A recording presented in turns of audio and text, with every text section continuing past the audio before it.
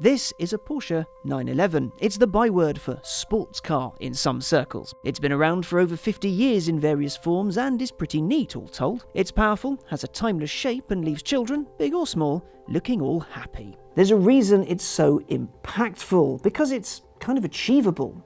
And that's why people hold it and Porsche so dear to their hearts. And it's also why whenever Porsche changes something, even the teeniest, tiniest little thing, there's an outcry.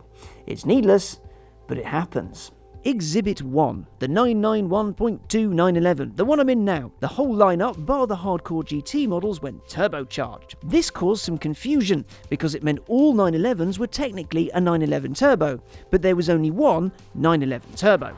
People like me complained a lot. You see, without the 911's signature flat six howl, it felt like the car had lost a little bit of its character. And when you really pinned the gas, it just sounded like the motor was a little bit throttled, I suppose. It just wasn't quite there. And then the 718 Boxster and Cayman twins, they went turbocharged as well. And while the cars are better than ever, they really, really are, well, the noise caused a hell of a lot of ire.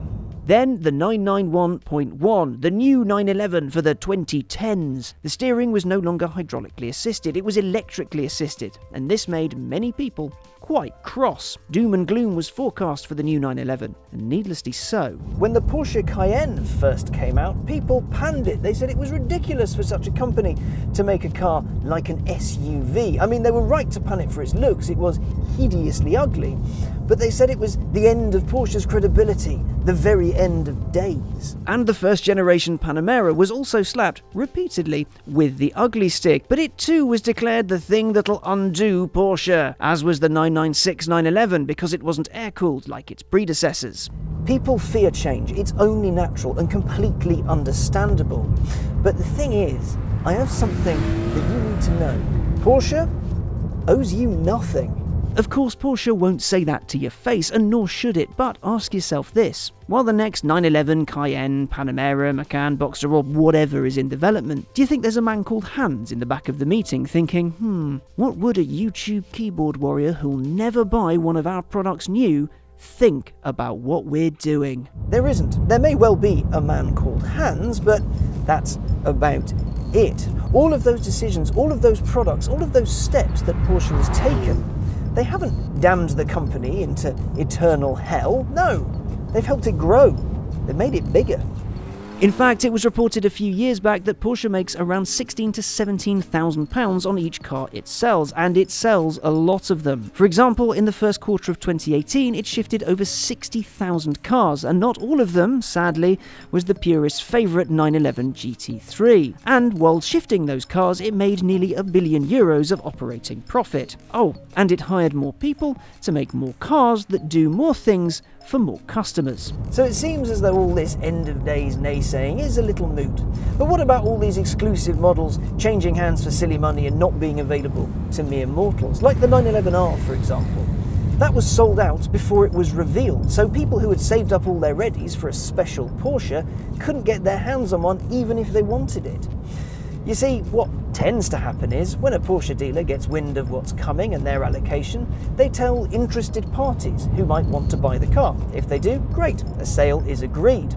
After that, well, Porsche or a dealer can't really tell an owner who they sell their car onto or for how much. That said, it does take the piss a bit when you're a lifelong Porsche fan and you finally have the readies to buy a new GT3 RS, only to find that a dealership's allocation has gone to people who'll buy a car with all the toys, then shift it with delivery miles the moment it arrives for a massive markup, which is what happened to the 911R. Porsche, however, saw this and called time on it. It's the reason the 911 GT3 Touring Pack exists. It's like the 911R, but a bit newer, a bit shinier, and a little bit more available.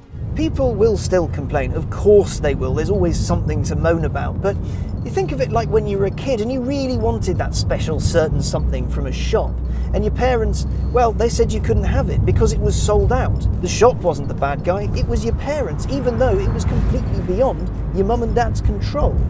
They delivered the message. And anyway, Porsche got its cash, it made the cars, and they're out there on the road somewhere playing around, making noise and making humans happy. Oh yes! Or they're hidden away in bubbles, waiting for 5 years' time, when they'll be worth an absolute mint. It's easy to see why people get frustrated. They covet that shield. They want it on their driveway, in their hands, on their keyrings, but it's quite difficult not to start rolling your eyes when they get a little bit mardy about something minor on the internet. Porsche is in the business not only of making shiny stuff, but also cars for people who have different needs to the hardcore fans. Porsche isn't only in the business of making fast stuff for frustrated fans.